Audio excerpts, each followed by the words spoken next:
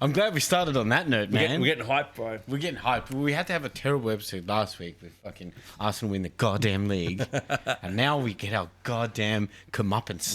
This was a big rage view. Is this our rage view episode? The most rage view review. The most hate-watched football match in the history of the game. It was the Champions League final.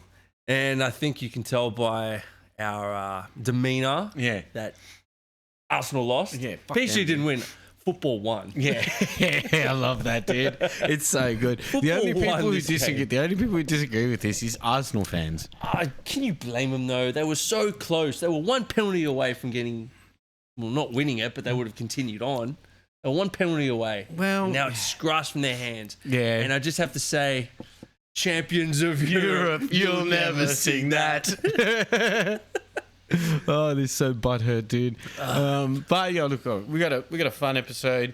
It'll probably be a nice quick one today because we've only got realistically the European games that are now finished. Obviously, the Conference League final that played, Europa League final that played, Champions League final that played. So I think we can touch on the Conference League, the Europa League. They're both pretty straightforward games. Conference League games pretty boring. The Europa League, I mean, more interesting but straightforward. It was one team playing in that game. And the Champions League we can spend a lot of time on because I think there was a lot of controversy in the eyes. A lot of moments. Moments are a good way to put it. There's controversy in the eyes of Arsenal supporters, and then there's controversy in the eyes of everyone else, because in the eyes of people that watch football. Correct. And then I think we can wrap up. There's a few different EPL movements that have happened this week. Obviously, early days, but big ones for Liverpool, especially with announcements from today. Just happened. Breaking news. Yeah, breaking news. Here we go. Fabrizio got it from us. Yeah, yeah, he did not. But no, there's been some movements, and mostly around Liverpool, to be fair. So yeah. Which, I actually disagree. Oh, great. with. You get to talk more. Yeah. Awesome. Well, I'm going to kick back. Yeah. For once, I actually disagree with what's going on. I normally back them, and this one I disagree. Obviously, our mate Sam, we are polar opposites when it comes to Liverpool supporters. You guys are chalk and cheese when it comes to... yeah. But, it's going to be interesting when we get into it anyway. But look, why don't we just jump into the European games, take a look at those, because, I mean... we almost went for an English clean sweep. Yep. So Conference League was the first game up. Palace managed to win this one 1-0. Hey, and all props to Palace. Oliver Glasner, 3 trophies in like 12 months, considering they went 120 years without winning shit. Nothing. So good for them. Now they've won the FA Cup and the Community Shield, and then now they've got the Conference League. They've now won a European trophy. I mean, look, they've won a European trophy for Arsenal. Just saying. Just throwing it out there. Yeah, there's a few teams that have done that. There is Forest, West Ham. But I mean, no, realistically, they're versing Rayo Vallecano. Yep. You'd expect them to be able to get a result against Rayo Vallecano. Not discrediting Rayo Vallecano, but it's probably obviously the team value is gonna get looked into this, right? Mateta gets a 50th minute goal for a 1-0 win. Yep. But again, if you're going against these Spanish teams that sit outside their kind of top 4-5, from a financial point of view, like Palace is so much further ahead than that club, given their team value, the money that they collect from the league, and now obviously the money that they're going to get from the Conference League final as well. Yep. Obviously nowhere near what a Champions League is, but it's good. It's good Palace money. Oh mate, if I'm a Palace supporter, I'm taking this all day. Yeah, fucking right. You know what I mean? I'll take 3 trophies in 12 months. You know what I mean? But I mean, look, if you just look at the stats of this game, you can just it paints the picture to how it played, right? Like 7 total shots for Palace, 9 total shots for Vallecano.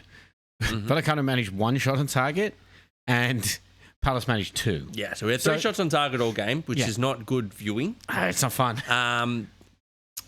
Before we go on to the rest of the stats, they are both mid-table teams, and you can see it's a mid-table game. Yeah. That's how it panned out to be. But good for Palace. I'm very, very happy for them. I mean, the killer stat in this game for me was the pass accuracy, right? Like 82% was the highest coming from Vallecano, 78%.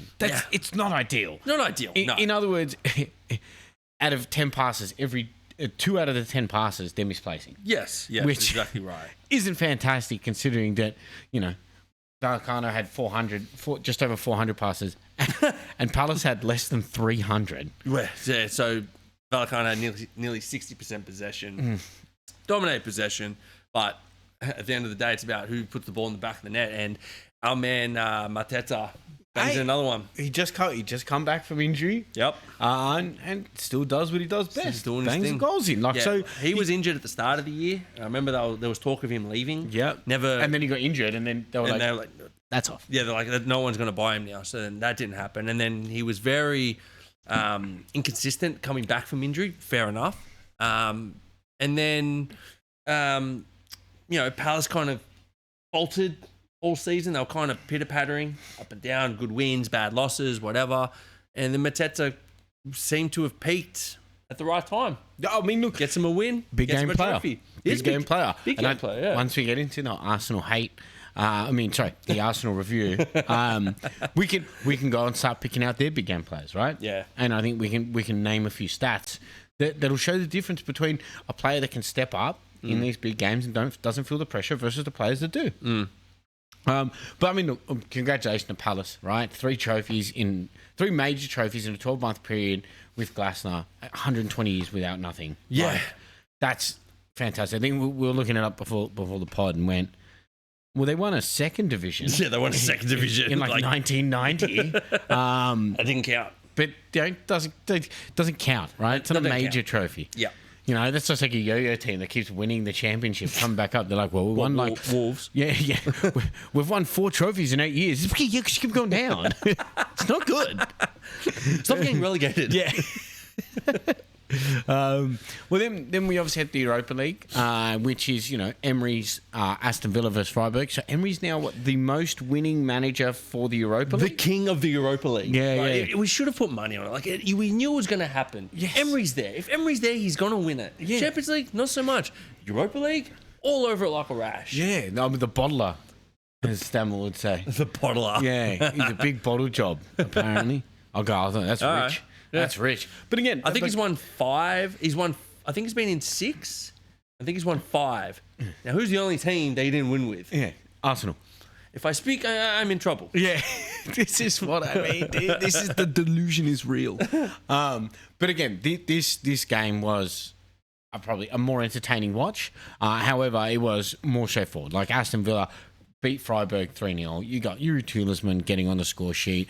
Buendia. Yep. Good enough. Buendia. And Morgan Rogers, their talisman. So, yeah. No, I think, look, Villa's obviously, I think this season built themselves quite a decent team. Right? They did well in the league. Yeah, they ended up coming 4th. Was it Champions League next year? Yeah, Champions League next year. They did the double route, won the Europa League and made top 5. So they were...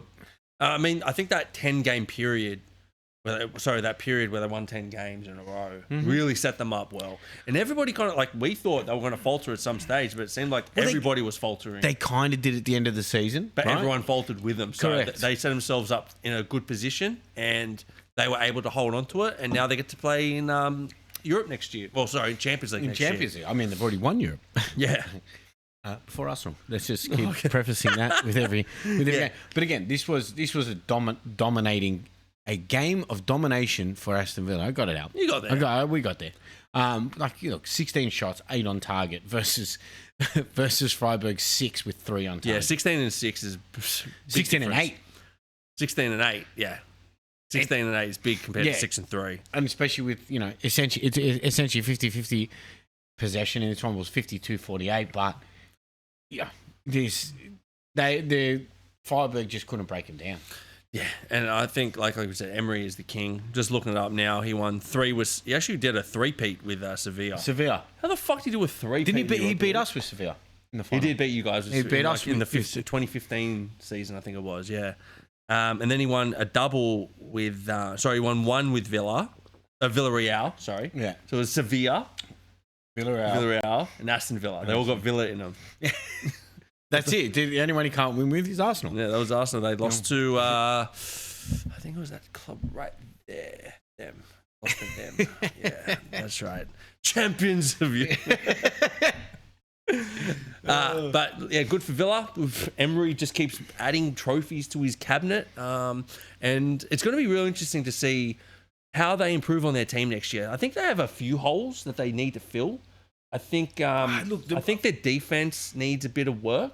I think Pau Torres is still good, but I think they could do with another gun centre back because I think Cons is good. I think Digne has done his dash. I think Mings needs to go. I think he's done. He's had his time. I mean, look, Lindelof in that lineup's crazy. Yeah, Lindelof playing in the midfield is crazy, bro. Yeah, I mean, look, Tyrone Mings, I think, is also done with them. Yeah, I think Mings needs to go. I mean, they do have Jadon Sancho in there, which is he's definitely gone. Aston Villa said we are not signing him. Harvey Elliott's coming back to us as well. I will give Sancho credit. He has made 3 European finals in a row. Now, I don't know how many he started. Yeah, I mean, but he's won 2 because I think he was with Man U. No, who was he with? Dortmund. He was with Dortmund. He's been on loan for 3 years in a row. Yeah. Just so you know. He was at Dortmund. They lost the Champions League final. He's played in all 3 divisions. Then last year, he won the Conference League with us. And then this year, he's won the Europa League. Sancho could have been a 3-time European champion. Could you imagine? It's crazy to think how this guy keeps making these teams, getting paid a fortune. He's literally the guy that's like, oh, we're on the same team. Just put my name. Yeah. You didn't do anything. Yeah. I was here. I was here, though. Yeah. You know I turned up, right? Go team. Yeah. Put my name on that. I wasn't late. But, I mean, yeah, look, I think the problem you're going to have with Villa is they probably need a striker. Who was that one that they signed? Tammy. That's Tammy Abraham. So they've got Tammy and Watkins.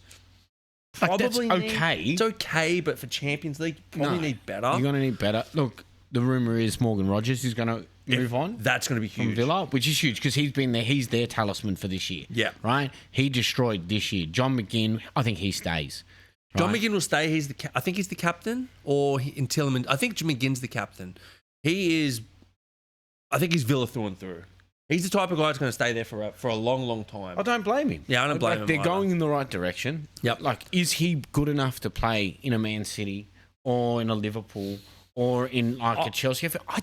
I would say yes. I wouldn't say starting. No, but in the squad. But that's what I mean. Like if I go, are you good enough to play in the starting 11? That's where he wants to play, right? He's not going to go there and be like, I'm cool just to go play on the bench. Yeah, because I mean, he's a good player for Villa, and I think he's got the qualities of like a Jared Bowen, right, at West Ham. He's just a solid player. He can get you a goal if you need it. I think he's proper box to box as well. For sure. The guy's an engine. He just doesn't stop. But I do think they are a little bit weak in the mids. They got Tielemans and McGinn. I think they're the 2 big ones. Mm-hmm. Douglas Luiz, I don't know if he signed from Juve on a permanent or if it's a loan. I don't think he's. I mean, I never liked Douglas. I never really liked Douglas Luiz. He has moments, right? Like he has moments of brilliance where he'll win back a ball, play a ball through. I think Amadou Onana dropped off at the end of the season. I think he got injured halfway through, and that kind of fucked him. And I think him trying to come back just didn't really, because I think at the start of the season he was killing it. Yeah, he was killing it. He was bossing everyone. I think what's his name? So scroll down. Oh, Maatsen. That's all right. Maatsen will be the left back. I think going forward, you got Pau Torres, and you've got Konza. I think they're good centre backs, but you need coverage. I don't think Mings is that guy. They got Matty Cash on the right, and they need more. They need backup for Matty Cash. They need a deeper squad. Well, they've got no backup for Matty Cash. So I'm thinking, do they sell Rodgers and use that money to invest again? That would make a lot more sense. Or do they just cop it and they just go, we'll just buy, and then just cop it, whatever comes in. We'll just use that Champions League. It probably depends on their financial situation. Yeah, so that's what we'll just have to find out, whether they made enough money. Maybe Emi Martinez actually leaves this year. Bro, he did it. Hey, mate, at the end of the day, he probably didn't want to stay, but hey, he won a trophy. Yeah, I know. We did that whole weird, at the end of last season, where he did that whole weird thing where he's waving like, yeah, see you later. He thought he was going to Man U. Yeah. Got red carded at Manchester. Yeah, and then they had that Bizot Bizot play at the start of the season, and Emery Martinez did that weird interview where he's going Bizot, and all he kept saying was Bizot. What, Emery, you mean? Yeah, Emery, sorry, yeah. Yeah, and he's like, just kept, Bizot, and everyone's like, okay, so can you tell us what's happening with Martinez? Bizot. I'm like, all right, dude, good for you. All right, you're totally just ignoring what we're saying. Yeah, so Big deflector guy. So, I mean, I think there's going to be a lot of movement in the market. Well, there should be a lot of movement in the market because a lot of teams are going out to it. Obviously, being a World Cup year, that's going to make it problematic. Yeah, I think teams are going to have to wait to see how the World Cup goes. None of those players are going to be doing business. No. Right? You wouldn't think. I mean, you wouldn't think so. They're not going to be concentrating on where they're going to be next year. They're going to be concentrating on the World Cup. Yeah, they want to win the World Cup first and foremost. Well, I mean, because they know that if they do win the World Cup, that their value goes up and their salary goes up. Yeah, look at Enzo. Yeah. Yes. Correct. Stupid. Now we can jump into the game to talk about. The Champions League final. Yes. We had everything happen in this game. Obviously, PSG versus Arsenal. PSG going for their second Champions League back-to-back and second quadruple back-to-back. No, they got knocked out of the cup. Yeah. They got knocked out of the cup. That's right. So both cups? No, one cup. One cup, I'm pretty sure. Yeah. I think they've still got a treble. I think they did get the treble, yeah. But look, I think it was a very interesting game. I think that's probably the best way to put it, right? Because, it wasn't... It was not a game... It is not how we envisioned the game going before the kickoff. However, at the end of the game that made sense. Yeah. The way the game panned out made sense, but I think everyone put Arsenal in the...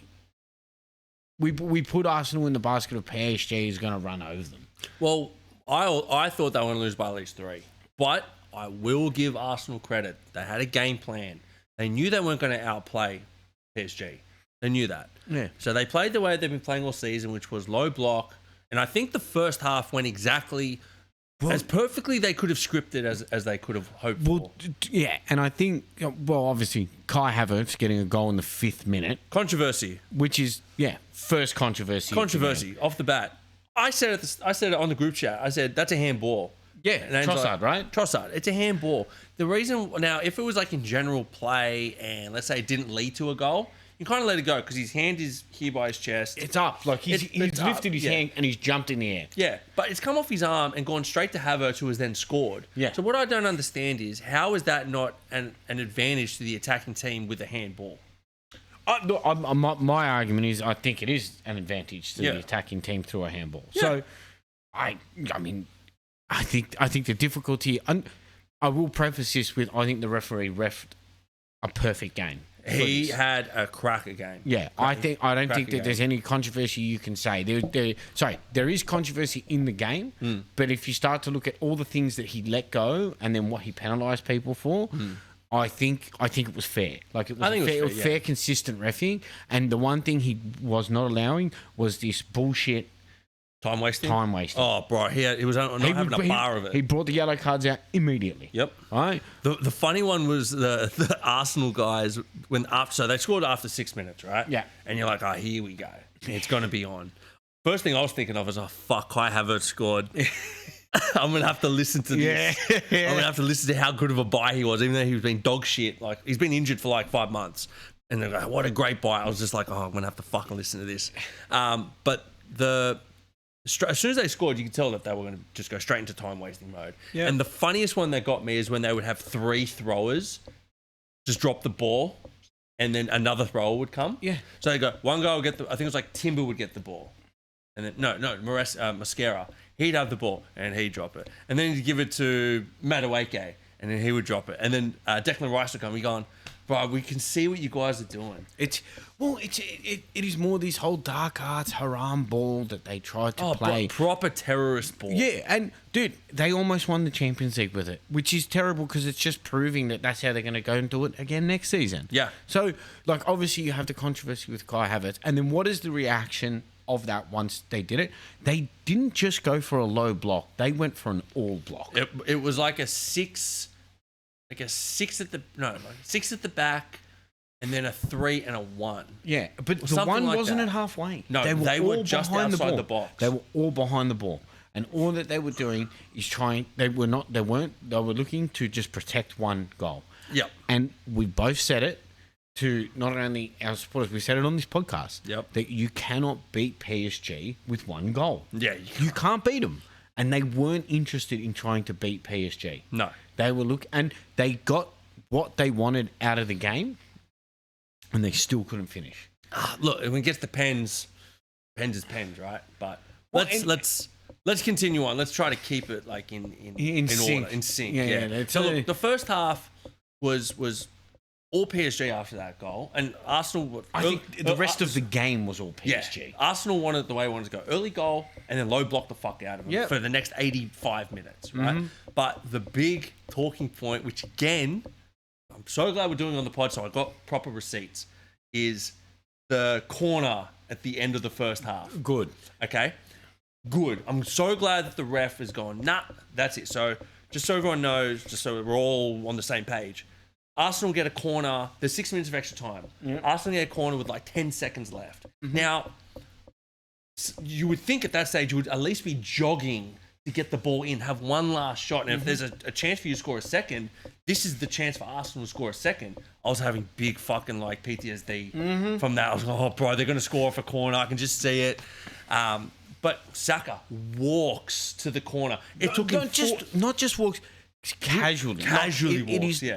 He's like going for a nice brisk in the park. Yeah, dude, it was so casual. Yeah. Right? He had no intent of trying to get there early. And this is obviously the whole dark arts and the haram balls that they do around their corners because they want as much time as possible to have them wrestling in the box, trying to get players out of position while Saka just cruises over to whip the ball in.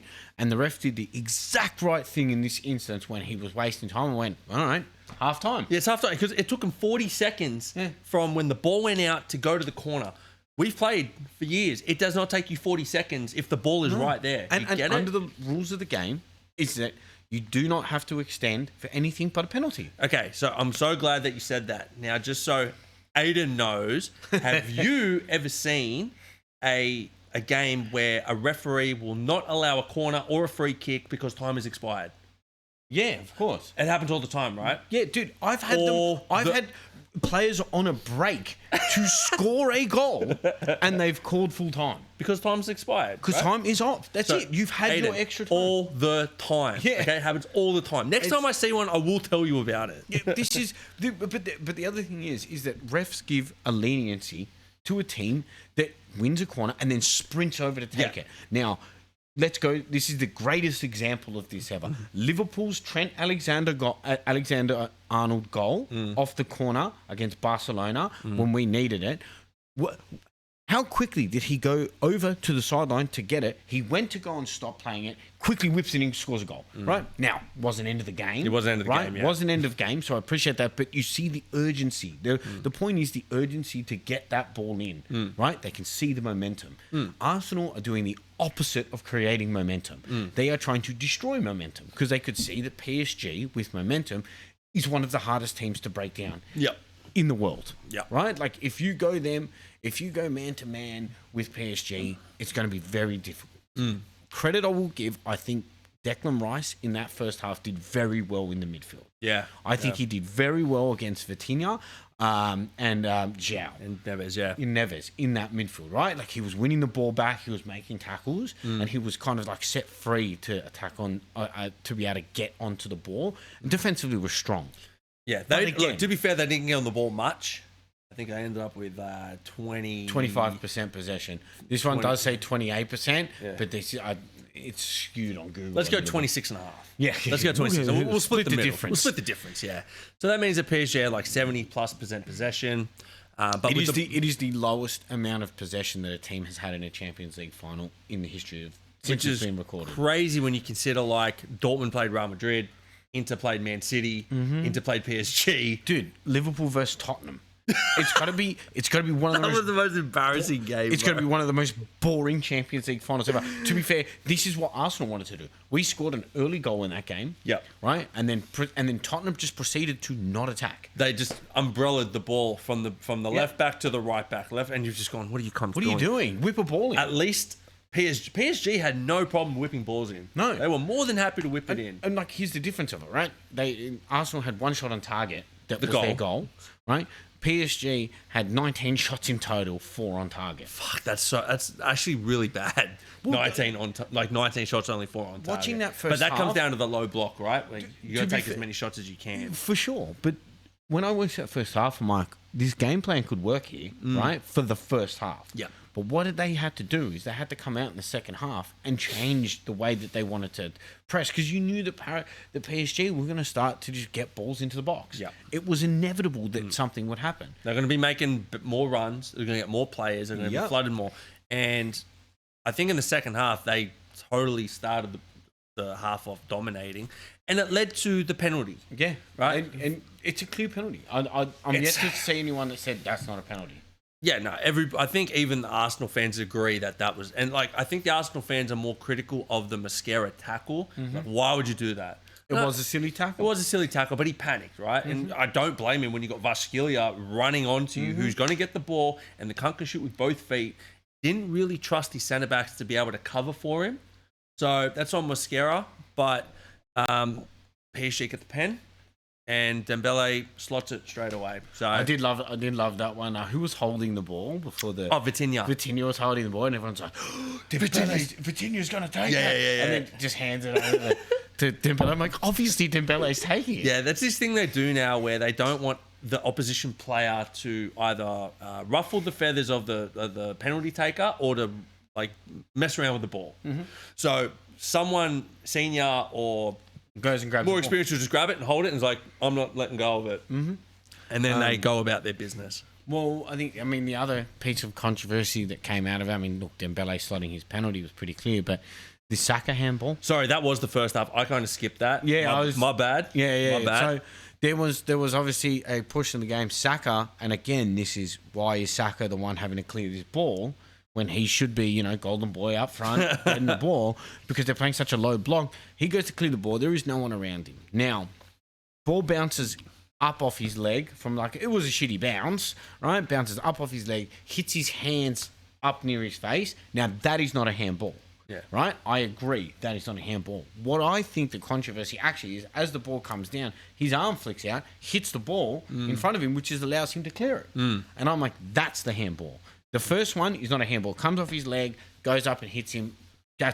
I wouldn't be classifying that as a penalty. Yeah. The penalty I classify as the ball comes down, his arm swings out and flicks the ball. Yeah, I get that. Now, the argument they're saying is there's no other players around him and whatever. I don't like that argument, right? The argument of there's no one around. So you're telling me, if I'm running away from goal, there's no one near me, I can just whack it out like that, and we're like... Slightly different if it's intentional. You're telling me I can just pick it up and throw it? What are you talking about? No, there's no one around me. It's okay. But I will give the a bit of leniency towards this. I will be on Arsenal's side for this one. How about that? Okay. Let's do it. Okay. I think, because it's fully unintentional. I understand, because, they do that one off the leg and it hits an arm. It's not a penalty. I get that. And I think because it's gone off the leg, deflected off his arm onto his other arm, it's probably gone, it's unintentional. Not much you can do about it. At the time, I was questioning it, but I think the Trossard one is more of a handball than that one. Well, I think, because they gained an advantage from it. Yeah, right? exactly, yeah. They like the advantage that they really got there is you get to redo the clearance that you should have got in the first place. Yeah. So, I can see it. But again, this is where we're going. The ref was pretty consistent. Yeah, he was. So, if you're letting the Trossard one go, you got to let this one go too, right? You can't just go, that wasn't a foul, but this is going to be a foul. Okay? The thing I liked about this ref is he let the players decide the game. He didn't get involved. He got involved when he needed to. Like you're saying about the yellow cards. He got involved when he needed to. Yeah. Right? But he didn't make a decision that was game-changing, that was like, wow, the ref has made this call, blah, blah, blah. He was just like, nah, I'm going to let you guys play. We have the controversy at the end of the game. Well, nearing the end of the game with obviously the penalty shout for Madueke. Yeah. Right? I think that was the big call that he didn't make. I liked it. I don't think it is a penalty. No. I think that it was two players jostling for the ball. The argument is Madueke gets in front. but he does have his shirt and he does have his arm. Madueke, that he is. hooks. He hooks. He right? hooks Mendes. Mendes or Pacho? It was Mendes. He hooks Mendes. He actually hooks Mendes outside the box, and then they're running in together, and he falls. So I'm like, sorry, if you're hooking, if you're jostling, not a penalty. So again, the ref made the right call. I think it would have been overturned had it gone to VAR, but look, again, ref made the right call. I did like as well how he didn't allow Arsenal's diving to go rewarded. No. So Havertz had this real bad. And I get it. You go up top and it's just you. Havertz is up there by himself, right? He's got him and then 3 PSG players. The only thing you can really do is go down or try to pass it back and start the flow again. Yeah. Unfortunately, PSG's midfield were fucking dynamo. They just didn't stop running. I think that's why Vasquilla and Vitinha both went off because they were just running all game. Oh, but that's Vasquillia's game, right? He's up and back. He's up and back, yeah. Time. So every time he'd go down, everyone's thinking, oh, fuck, here we go. Free kick. Nah, he goes, nah, play on. And he just let the game flow, which was, everybody was, from everything that I've read, everything that I've seen on like social media, everybody's saying that's how, they're saying he should referee the World Cup final. He was that good. Yeah, I know. I completely agree. It is more that he did not want to make the call. Yeah. Right? He just wanted the game to play. Correct. Like, he just, the one thing that he goes, if you're trying to not play the game, I'm going to card you. Yeah. And he did it. And that's why there's the argument that Mosquera should have got a second yellow for the penalty. I disagree. I don't think it was a second yellow. I disagree. A second yellow in the Champions League final is huge to give for that, because he's not intentionally trying to take him down. Yeah, he's going for the ball. Look, it's a first yellow. It's a first yellow, first warning, but it's not a second. It's not a send-off. Right? And imagine he would have had his name involved in that, and they would have been like, oh, the referee fucked. To be fair, if it was outside the box and he was going to the byline and he'd beaten him and he took him out, that is a second yellow. But in the box, they're getting the penalty. You already got the advantage. You got the penalty, take your penalty, go and lick your wounds. But again, like, this that second half, even after that penalty, Arsenal did not change their tactic. Well, I think I saw somewhere they didn't have a shot. I think they had 0 XGA after like was it the 40th minute or the 50th minute? Yeah, they had nothing going forward. It was like over an hour they had 0 XGA. Yeah. And you're just going, well, clearly we see what you guys are trying to do. Yeah, you're trying to haram ball yourself for final. Yeah. Right? It's funny you bring up haram ball. I've got this one. I've been holding on to this one. Calling Arsenal the Al Qaeda of football is like disrespectful to Al Qaeda. Those guys attack. Yeah. Yeah. Super attacks. I'm like, wow, that's a good one. Yeah, they blew some shit up. All that these guys were trying to do was blow up the game of football. Well, this one burnt me so, like, I was laughing my ass off. So I think it was like the 119th minute. Sorry, everybody, goes to the extra time. Yeah, yeah. So surprise. So in like the 119th minute, someone has a shot from Arsenal, and it comes off one of the PSG defenders' legs. That someone would have been Gyökeres.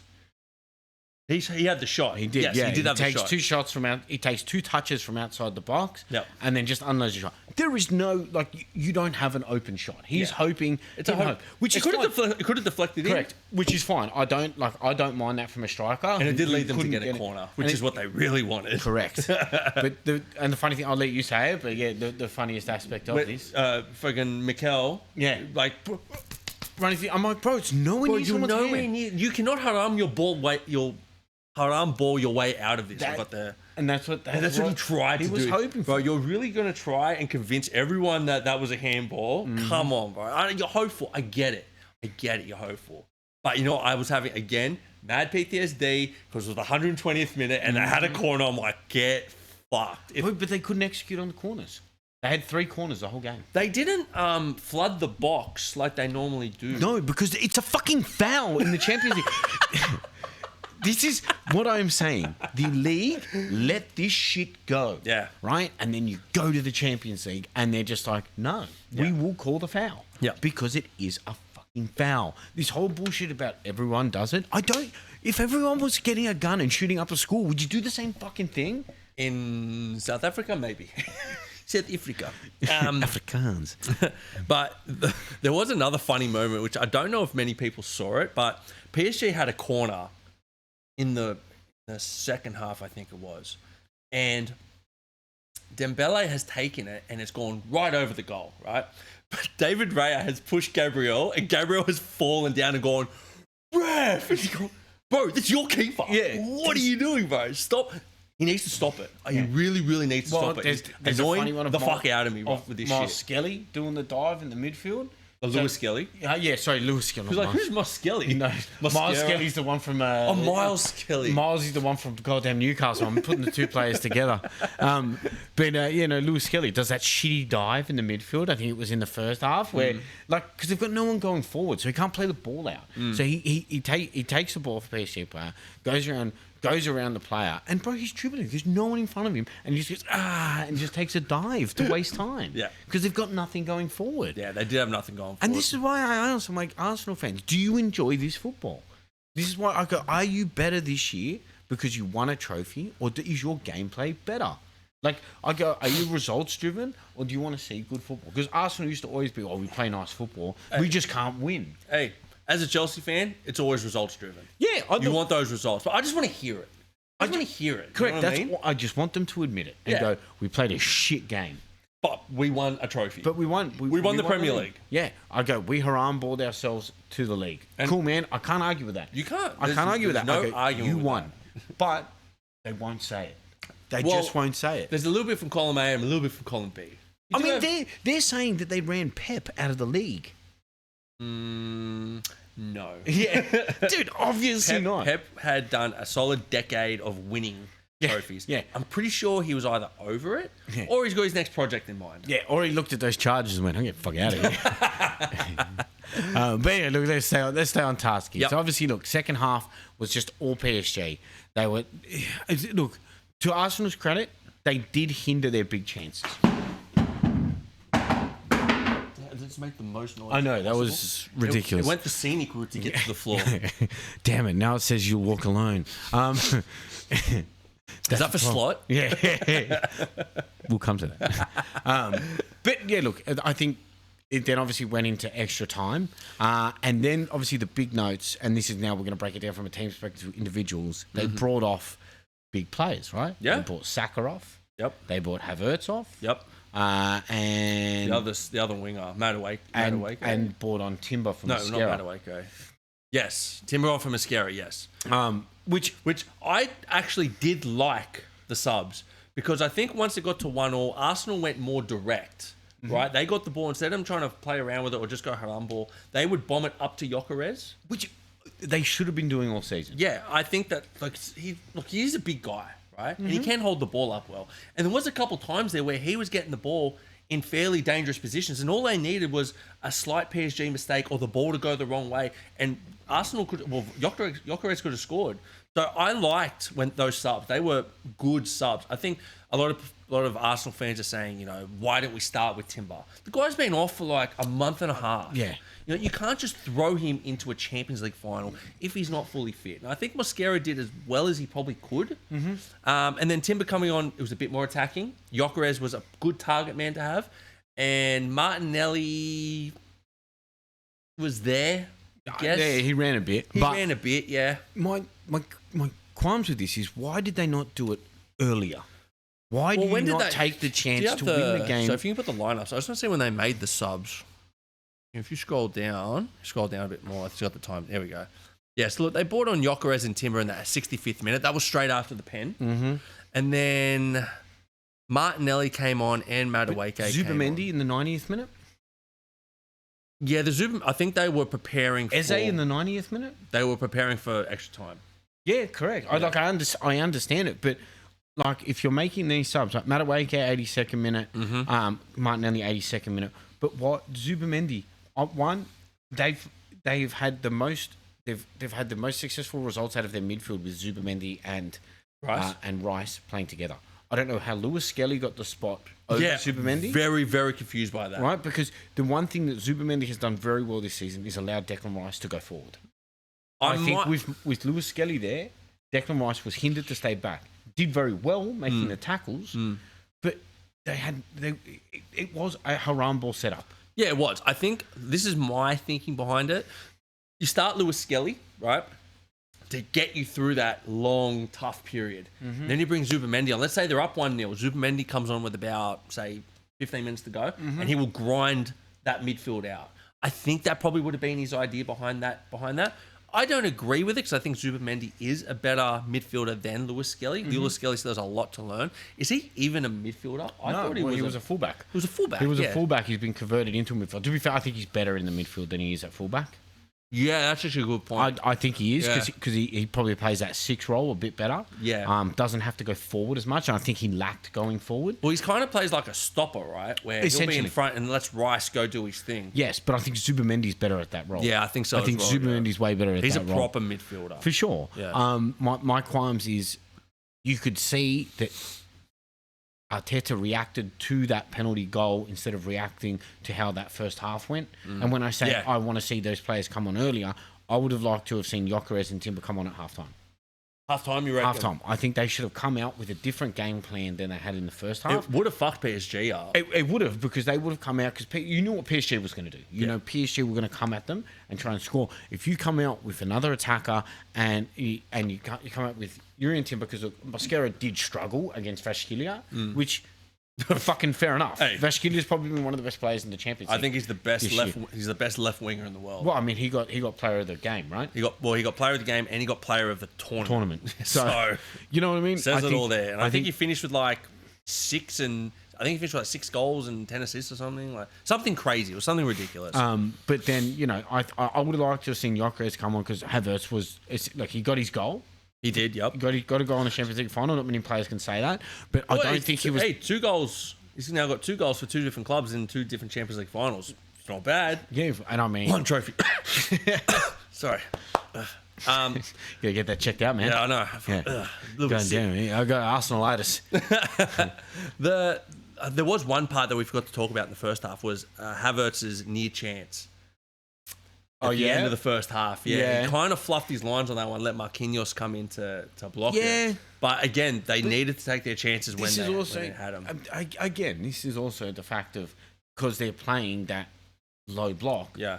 Like the amount of running he has to do to get in that position is huge, right? So like you're expelling the majority of your energy to get to the ball and to get in position, and then you've got to use the rest of whatever energy you've got less to try and get the goal. It's an ineffective way to play a Champions League final. I do like how they have Trossard with the assist. Like, so it came off his hand. Yeah. So you're giving him a handball assist. Yeah. All right, cool. Correct. I do want to go into the PSG subs as well. Look, I think that it was very interesting. They took off some big players too. So Dembele came off, Vashkilia came off, Ruiz came off, Vitinha came off, and then I don't remember Marquinhos coming off. So they took off 5 big players. Well, Marquinhos came off. I think he was one of the 105 minutes. Yeah, he probably went with Zabani. It's half-time at extra time. They brought him off to go. That Beraldo, very good player. Yeah, 100%. I didn't know much about him. Yeah. Right? Like I don't watch many PSG games unless it's Champions League games, right? And obviously he's not one of their usual subs. Correct. That comes on. But I think he made the right subs. But if you look at his subs, he took more risk than what Arsenal did. Arsenal made like-for-like subs, essentially, right? They didn't touch their back line other than Mosquera, which made sense. Because he was on a yellow card. And then Lewis Skelly was a like-for-like sub. Trossard was a like-for-like sub. Odegaard was a like-for-like sub. And Saka was a like-for-like sub, same as Havertz, right? Now, let's talk about Saka. Let's do it. Let's get into it. Before we reveal who won. Well, we've got to go into the penalties. This is also dramatic. But before we get into that, obviously, Noni Madueke came on. He had the penalty shout. But prior to that, Saka's entire game, he had 4 completed passes. Yeah. Now, Odegaard only had 6 completed passes. Okay? Yep. So your main pivot point for passing has 6. And then your star boy who beats players down the wing, gets to the byline to put the ball in, wasn't able to do that. Yeah. So the one thing that you credit him to being able to do, he couldn't do. Now, in his defense, I thought for the first 10 minutes, I thought Saka looked like he was about to have a game. Right? Yeah, he was chasing back. Was cutting in.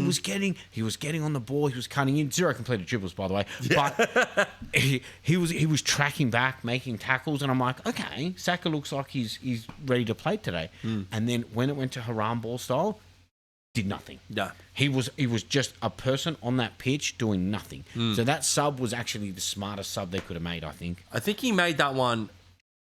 That was the 82nd minute, eh? Yeah. He probably could have made that one a little bit earlier because, yes.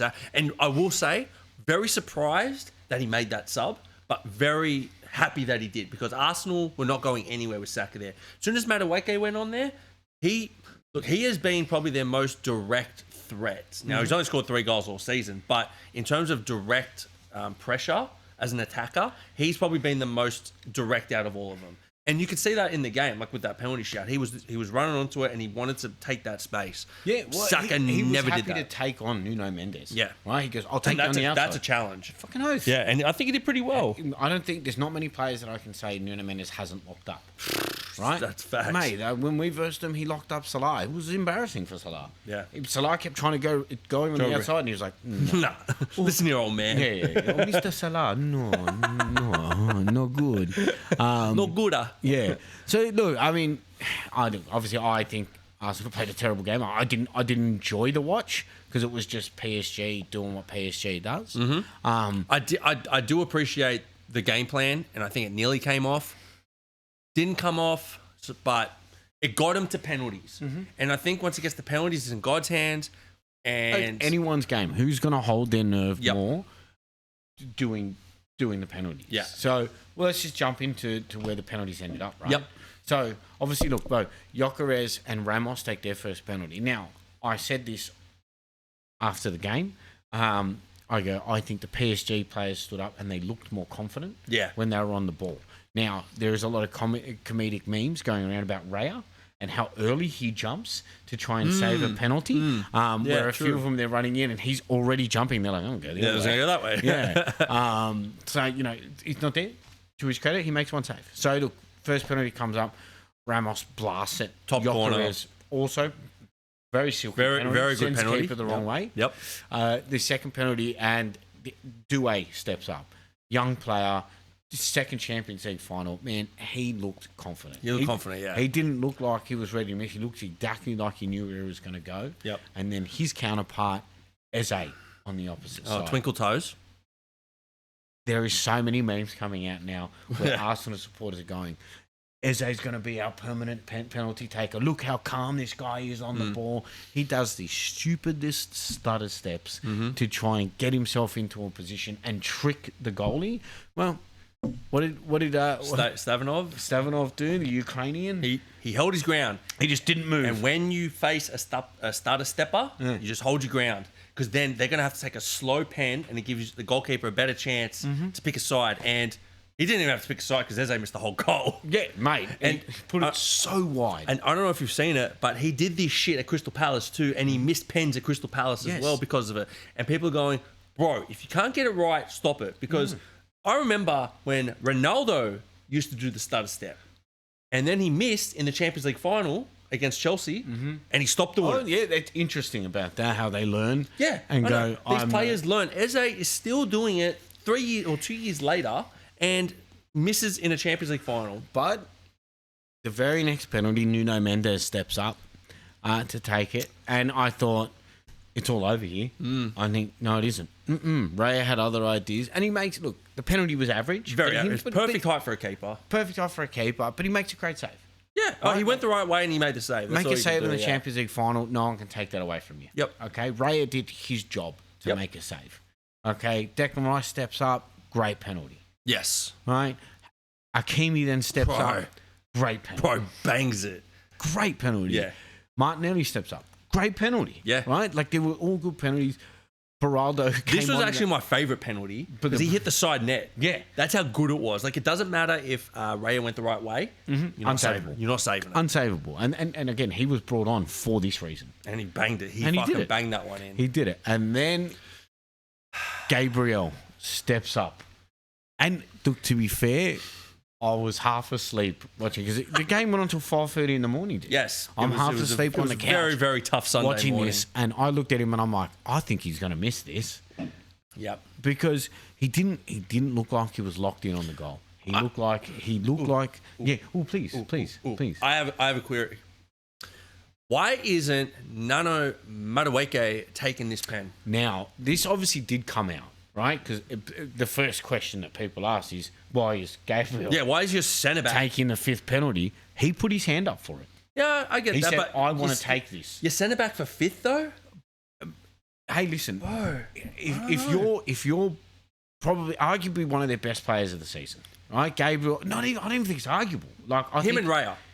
Yeah, him and Raya. I say Gabriel because Gabriel assisted Raya to be that good, right? Yeah. Like Raya's clean sheets come a lot from Gabriel.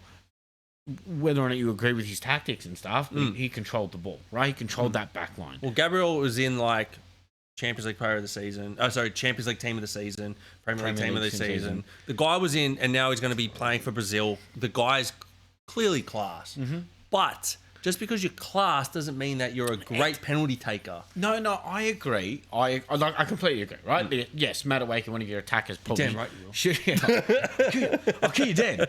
But, you know, like, look, have one of your big midfield players in there taken. I suppose think so. They already had 2 big midfield players taken it. One of them fucking missed. But yeah, look, it was interesting when I saw him step up to take it because I'm like, this is big pressure. And I think he probably sat there and he's like, I don't feel the pressure. And then I think when he did step up to take it, I think he actually felt the pressure of the situation. I mean, you're the last penalty taker in a Champions League final. Well, that's big pressure, And you need to score or you lose. It's fucked up, dude. Look, this is my personal reason for really bringing this up. Madueke wanted to fight Cole Palmer over a penalty when we were up 4-0. He was fighting his own teammate about that. But it comes to Champions League final and you don't put your hand up for it? But Madueke used to feel himself at Chelsea. And I think he's been put in his place a little bit. He needed it. To see where he was at. Needed it. At Chelsea, he felt like he was the man, right? It was like him and Cole Palmer were the man. Like we're running this team. I start every week. You know, I banged in all them goals against Wolves. Like, he was feeling himself. And then he comes in this Arsenal team and they're like, yo, you're second to Saka. Like, you're actually not the guy. Yeah. So you can just chill there, man. Like, you got 3 goals, shut up. Yeah, that's fair. You know what I mean? So I think his ego has been put in a little box, and I think he understands he's trying to fight to get in that team. And if Gabriel, who is the man of that team, comes up and goes, I'm going to take this, what argument do you have? No, not if Gabriel says, I want to take it, the only ones that could override him would have been Odegaard or Rice, because there's your captain and vice captain. Well, Gabriel and Arteta, your manager. No, don't worry about him. But like your main guys override him. Gabriel is he's your senior leader. He's your centre back. He's your rock. So Gabriel might have taken responsibility for it. Didn't work out for him. I'm still going to push shit on Madueke because if you're that guy, you want to fight your own teammate over pens, you should be putting your name up for one of the 5. Yeah, for sure. I 100% agree. I thought he would have been in ahead of Martinelli, but the situation they went with anyway. I agree with it. Gabriel came in. Now, whether or not this is true, big memes come out where there was a photo of I always get the goddamn Marquinhos? No, the keepers. Safonov. So Safonov's got his cheat sheet. Oh yeah. Right, in his towel, and he's looking at the cheat sheet. And in the cheat sheet, it's got all like different things. So, you know, Gyökeres likes to go blast the ball hard. He likes to go to the right-hand side, that type of stuff. But then it has Gabriel on there. And I don't know if this is accurate. It's funny if it is. It's like Gabriel likes to go hard and high with a high likelihood of going over the bar. And I'm like, if this is accurate, it is hilarious because obviously he's gone and kicked it into row J. Not quite row Z. No, it wasn't that bad. He didn't budge it, but No. I mean, still missed. Yeah, he just blasted it over, and then you just saw him.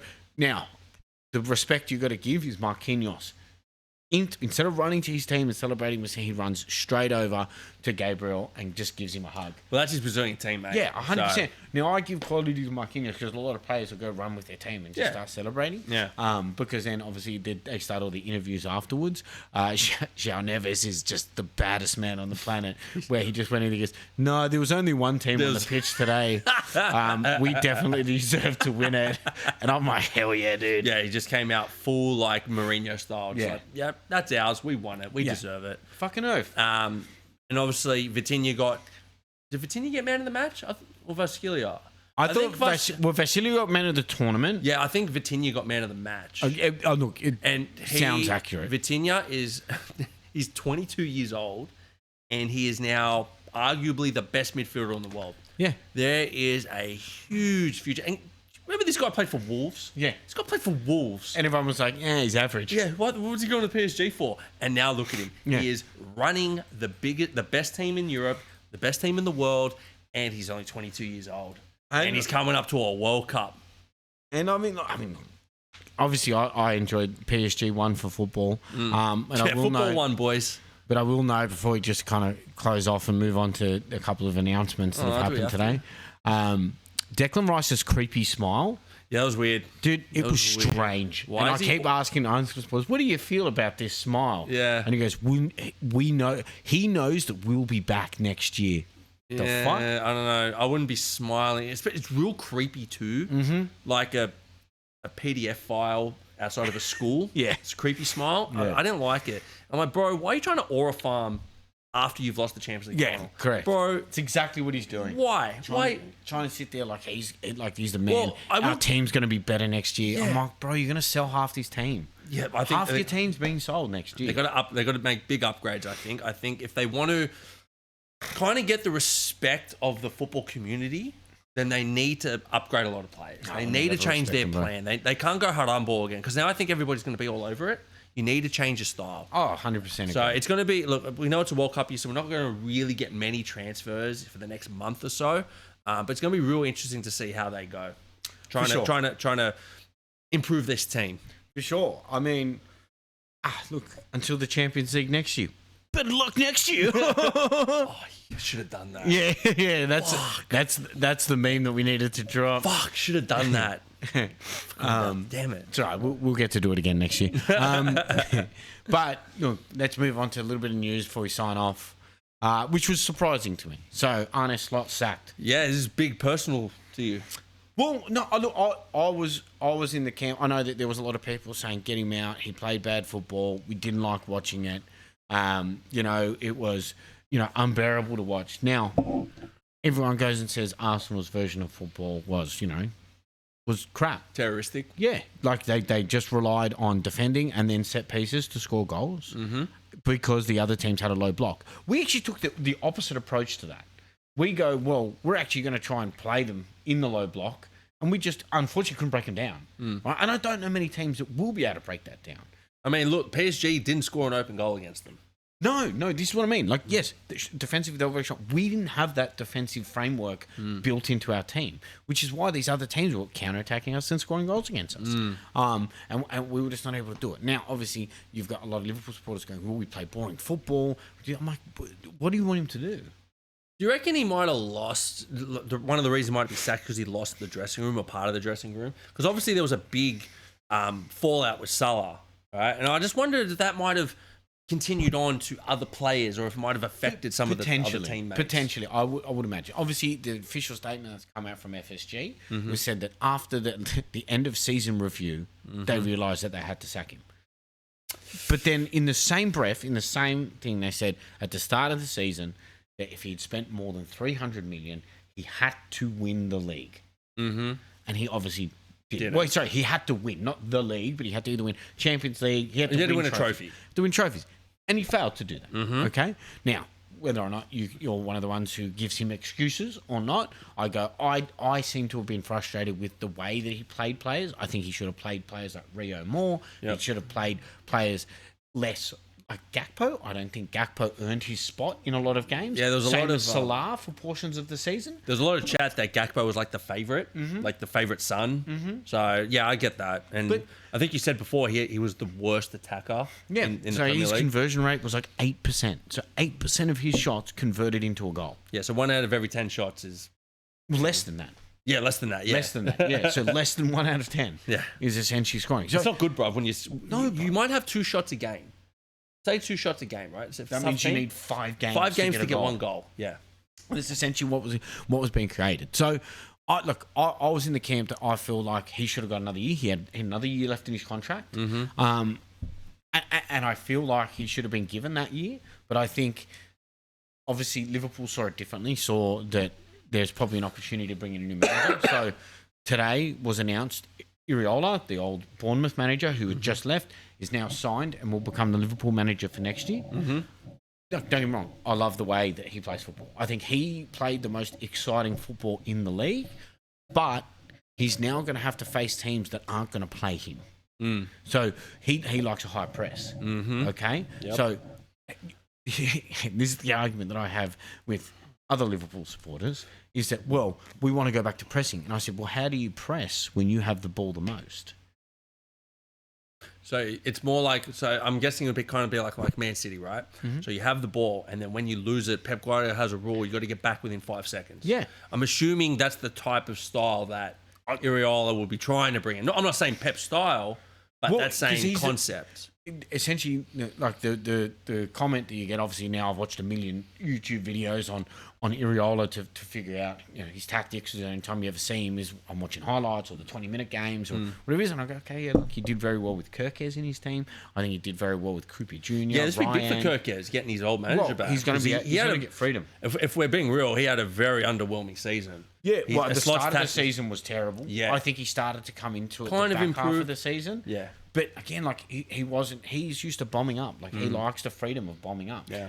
Iriola loves to overlap. So he loves his fullbacks to overlap, which I think works really well for our team. Well, you got Frimpong and Kirkes. You would expect them both to be bombing up on both sides. Yeah, correct. So but I think Iriola's got a big task ahead of him. Okay, because there's expectations that we were going to do better than Slot's season before, which is hard, right? You won a league. It's just like do better. I'm like, win the Champions League. That's the only option of doing better. Look, it's an interesting signing. I'm interested to see what he can do with the team because I think our team does have good kind of. We do have a good setup, but there is some holes. Well, yeah, what hole? I mean, we can kind of bring this one into it. Well, this is one of the holes that need to now get plugged. Kanate has gone, didn't renew his contract. The rumour is he's already signed or agreed a deal with Real Madrid. Which we have been saying all year that was the plan for Kanate. Yeah. He planned to stay at Liverpool for another year, and then Real Madrid are going to come calling because it's a free transfer. We thought that because of the way he was playing, Real Madrid would not take him. But Alaba has actually left, so there's a spot open for him. So they bought Alaba on a free, they lost him on a free, they bring Kanate on a free. That's how they do business, man. Yeah, and look, I don't think Kanate will be starting. No. I think it'll be Militao, and they got Rudiger. And Rudiger. Rudiger resigned. And then they got another young kid, starts with an M, I forget his name. He's going to be the other centre-back. So you're going to have 4 centre-backs, and Kanate is going to be one on a free. It's a good piece of business for Real Madrid. Yeah, for sure. But look, obviously we've got Jacques coming in. The young French kid. To be fair, if you look at his stats, obviously he's at Rennes, so it's hard to do it. But he does sit in the top 5% of centre backs for winning back the ball and tackles completed. How old is Jacques? 22. That's good age. 22. I thought it was like that Italian kid. He was 17. I'm like, you can't be relying on him to be your starting centre back at 18. But if he's 22, there's a lot of potential for him to be starting, to be a starting centre back with Van Dijk because. On top of Konate leaving, Van Dijk's 35 years old. He's going to be leaving soon. So you guys, you have to invest in your centre backs. Oh, sorry, he's 20. He's 20. Well, 21 by the time the season starts. He'll be 21. Yeah, okay. Which is okay. It's on the border, yeah. It depends what FSG is now going to do, right? Most of the time, like what they did with Slot, when he came in, they didn't give him any money. He got money in the second year after he won. They went, we'll trust you with money. Then he went out and spent. Now, I think this one's slightly different because when... Slot came in, we didn't lose as many players as we are. Yeah, you've lost a lot of players now. So, but we are getting some back. Harvey Elliott will come back to us. But we've lost Salah, so that's a big hole that needs to get filled because we don't have another backup. Well, I would have thought Ekitike would have gone out to the wing, but he's not back until 2027. So you need somebody to take that spot. Will that be Wirtz? Depending on the setup. Well, who else do you really Szoboszlai can play out there. Szoboszlai is a good one. So we have options, but I think they will go out to the market and they'll buy one, maybe 2 players. Well, we do know that Diamande's on the list. Is on the list, 100 mil, which big. I mean, it's regular money these days, but looks like it could be a really big signing for you guys. You guys did lose Robbo, so he's gone to Tottenham. He's gone to Tottenham, poor cunt. Yeah, well. Yeah, you guys didn't want to offer him a new contract, but dogs. Let him go for free. Oh, but he's dead. How long are you going to keep him around for, man? Forever. Yeah. So he's just like 80 years old. And I think Timicas is coming back he is as well. Back. So do you stick with Tsimikas or do you go out and buy another left back? Well, no, I think the question is, do we go out and buy another right back? Because you can push Frimpong up to right wing. But then you're stuck with Bradley. And then you only have Bradley. You only have Bradley. And from what to be honest with you, I think a lot of the fans like Bradley, but I don't think a lot of people at Liverpool, like not the players, like the squad or the coaching staff or above, they don't really play him that much. I wonder if they actually trust He's injured Bradley. a lot. That's the problem. That must be what it is, yeah. Because, like, in the games that he has played, he's locked up some big players. Yeah. Right? He locked up Mbappe. Once. But then How many times do we get to play him? Well, but then he doesn't really lock up anyone else for months because he'll either be injured or he's not playing or he's in bad form. It's the injury that's the problem. I mean, he's had bad games, but he's never had a spell of bad form. Like Kirkes did at the start of the season type of thing. Even Kirkes at the start of the season, everyone's overinflating how bad he was. Like, it wasn't diabolical. Like, he wasn't air swinging and fucking letting the ball go through and he did let a couple goals come his way. Like, you get out jumped or he'd have a bad pass or whatever. But I guess my point would be that, like, if you think Frimpong's going to push up and you're only stuck with Bradley but they don't trust him, maybe they might have to invest in 2 right backs. I don't know where you're getting this trust thing from. It just feels like, from what I've read, is that where?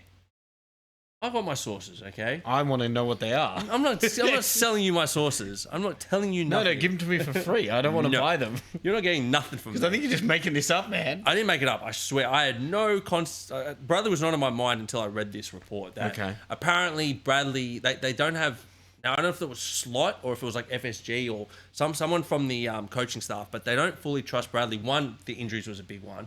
But 2, they just don't feel like he is that right back for Liverpool. Now, I like Bradley. I think he's got good potential. He's a tough, proper defender. He's not that guy that's going to go, I need you to go bomb up and make these passes and crosses and blah, blah, blah. But if you want him to play as a defender, he'll defend the fuck out of you.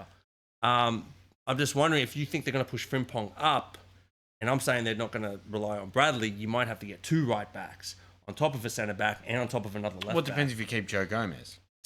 I think you are keeping Joe Gomez. I think he's your only other senior defender, right? Along with Van Dijk. Yeah. Yeah, and again, he's had bad injury problems as well. He's just in and out of squad. He's a typical young English academy player. They're all injured, man. They're all injured, and that's what happens. And then Endo is now getting close to the end of his contract, so do you need to buy another midfielder? I stand there and say, if you're going to spend money, we buy a right winger and we buy a 6. And then you'd be happy with that, right? And you see how Iriola goes with that team, right? Because I think we don't really have a true 6, and now we don't have a right winger. Yeah. If you go, you can only have 2 players, they're the 2 players I buy. What about left winger? Because who's your left winger? Well, you've got Rio. Gakpo that's in there.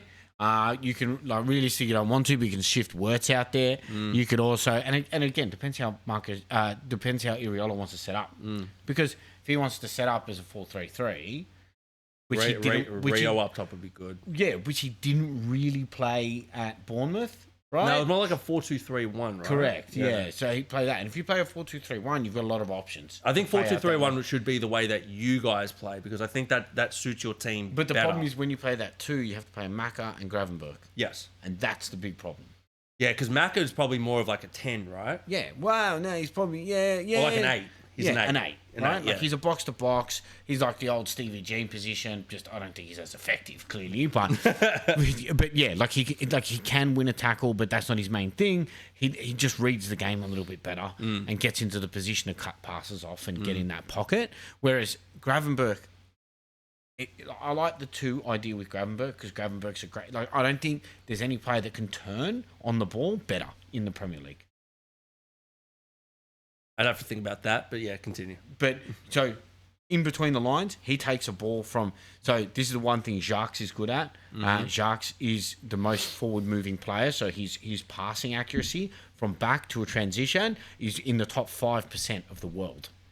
So him to Gravenberch, so he can turn out, fantastic. But the problem is when he turns out and goes forward, now you have a hole. You need a proper 6 to fill that hole. Yeah, and I think if you guys are going to have Kirkes and Frimpong, and they're both bombing, and then you've got Jacques pushing up as well. Well, he doesn't push up. Well, no, sorry, like him passing forward with Gravenberg, who would be pushing up with Maka, who you assume would also be pushing up at some stage. Which is Iriola, that's how he likes to play, right? He likes to push it forward, but it is a risk of counter-attack. Yeah. But, see how... this is how he's going to manage this. It literally just dropped, like I think just before we got on the pod. So there's a lot of time for Iriola to work out his team, but all speculation at the moment. I think it will depend on how big you guys go, because Iriola at Bournemouth, he never had any big names. You guys could go out and find a Krupi Jr. or something like that, throw him into the team, and he could turn him into a superstar. Well, Krupi Jr. is going to Arsenal, according to Arsenal fans. Could be. We'll see. I don't think so. But yeah, look. So I mean, you're not going to know any transfers until World Cup happens anyway. So we've got a few weeks to go. Yeah. I mean, look, the other two notable manager moves was Marco Silva's now leaving Fulham. Look, Marco Silva, I think he hit the glass roof with Fulham. And how many Arsenal players can you buy, bro? There's plenty coming out on the market now. He could buy more. But look, I think he took them as far as he could. Mm-hmm. They never went lower than like 15th, and they never went higher than like 8th. Mm-hmm. And that was Marco Silva's Fulham. They stayed in the Premier League. They were annoying at times. They just they played fairly good football, but they were never threatening to anybody, really. And Marco Silva leaves them in an okay position, but now I think it's time for him to maybe go back to Spain and find like another job there. Maybe he can find another one in the Premier League. I don't know where he's going to go, but it's going to be very interesting to see where he goes. Oh, it's also interesting who Fulham are going to replace him with. Because it's not going to be a big manager name, right? Like since we got West Ham demoted last season, maybe we get Fulham demoted this season. You don't rub your hands together like a cockroach. Don't tell me what to do. Maybe we get Chelsea relegated. And then the other notable leave, which obviously has been on the cards for pretty much the entire season, Oliver Glasner. It was pretty much said at the start of the season, I'm not getting renewing my contract. Yeah, I'm out of here, guys. I'm not getting any signings. I lost my most important player, Ineze. I think they lost their captain, Mark Gahey. He was meant to be leaving, but he never did, and then he left in January. Yeah. So he knew he was going to go, but he leaves on it. He probably leaves as the greatest Crystal Palace manager of all time. Yeah. Literally leaves with 3 trophies. And he won another trophy at his previous club as well. So the guy is a winner. So I would love to see where this guy goes. He needs to go to a higher club. He needs to go, whether it's, Italy, Spain, Germany, I think would be good for him. He might go to, I agree. Say a Dortmund. If he goes to like a Dortmund or a Red Bull and try to push Bayern Munich. Well, a team that's going to give him a little bit of money to be able to bring some players in. Yeah, and because look at what he did. He had such amazing players at Palace. He had Eze, and he had Elise, and he had Mateta, and he had Henderson, who was a great keeper. He had Munoz, and Mark Gahey, they got off from Chelsea, I think, when he was a youngster. They've had some great players go through there, and Palace leaving with 3 trophies, never heard of before, probably will never happen again in our lifetime. So I'd like to see him at like a higher caliber of club. Yeah. Where he goes will be very interesting. Maybe he might take a year off, but there will not be a shortage of options for him. No, for sure. And I think we'll follow where they go. I think we'll know once the World Cup kind of ends. But, I mean, on that note, I think we'll be back next week. We'll do our World Cup special coming up. World Cup special's coming up. And I think we'll have EPL season done. Done. World Cup begins. Season done. Yeah. Thank God. Fuck, thank God. Yeah, I know. The horror of Arsenal winning is behind us now. It's only future. We obviously have to deal with them for an entire year. But, now we can focus on the Socceroos. Yeah, that's it. The Socceroos are bringing it home. Well, all the teams will be released. Most of them are already done. They'll all be released by next week when we go through. So I think we can start going through what the Socceroos team's going to look like, what games that we have coming up, and then we'll probably look at a couple other big teams. England has some controversy in it. Look at Portugal. We'll look at Spain, and we'll see what our. I think the France team has a lot of controversy. As they always do. But you can only fit 24 players. Yeah. If they could fit 36, they probably fill up 36 with guns. If they had 50, they'd fill up with fucking 50 guns. It's ridiculous. But yeah, so I think next week we'll start going through some of those teams and give some predictions on upcoming games for Australia. Let's do it. Can't wait. Peace out. Go the Socceroos.